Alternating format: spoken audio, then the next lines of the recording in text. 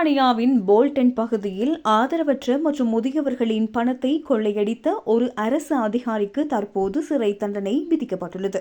46 வயதான Richard Shah Bolton கவுன்சிலில் நிதி பாதுகாப்பு பிரிவில் பணிபுரிந்து வந்தார்.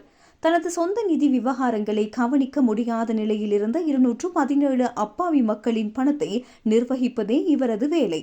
இதில் கொடுமை என்னவென்றால், இறந்து போன 43 நபர்களின் வங்கிக் கணக்குகளையும் இவர் கையாண்டுள்ளார். கடந்த 2015 ஆண்டு முதல் 2023 ஆண்டு வரையிலான 8 ஆண்டுகளில் இவர் சுமார் 8,93,000 பவுண்டுகளை தனது 9 தனிப்பட்ட வங்கி கணக்குகளுக்கு ரகசியமாக மாற்றியுள்ளார். திருடிய பணத்தில் BMW கார்கள், 1,00,000 பவுண்டுகள் மதிப்பிலான சொகுசு விடுமுறை இல்லம் என ஆடம்பரமாக வாழ்ந்துள்ளார். அது மட்டுமன்றி பல்வேறு பெண்களுக்கு பரிசு மற்றும் கை செலவு என்ற பெயரில் 53,000 பவுண்டுகளுக்கு மேல் அனுப்பியுள்ளார்.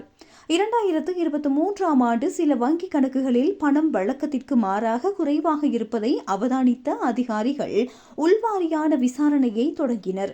அப்போதுதான் இவரின் இந்த பிரம்மாண்ட மோசடி வெளிச்சத்துக்கு வந்துள்ளது. இந்த வழக்கை விசாரித்த நீதிபதி, குற்றவாளியின் ஏமாற்று வேலையின் ஆழம் அதிர்ச்சி அளிக்கின்றது, இது ஒரு நம்பிக்கை துரோகம் என்று கூறி அவருக்கு 4 ஆண்டுகள் மற்றும் 8 மாதங்கள் சிறை தண்டனை விதித்து தீர்ப்பளித்துள்ளார். இந்த மோசடியால் பாதிக்கப்பட்ட தனிநபர்களுக்கு ஏற்பட்ட நிதி இழப்புகளை போல்டன் கவுன்சில் தற்போது ஈடு செய்துள்ளது. திருடப்பட்ட பணத்தை மீட்பதற்கான அடுத்த கட்ட சட்ட நடவடிக்கைகள் தற்போது எடுக்கப்பட்டு வருகின்றன.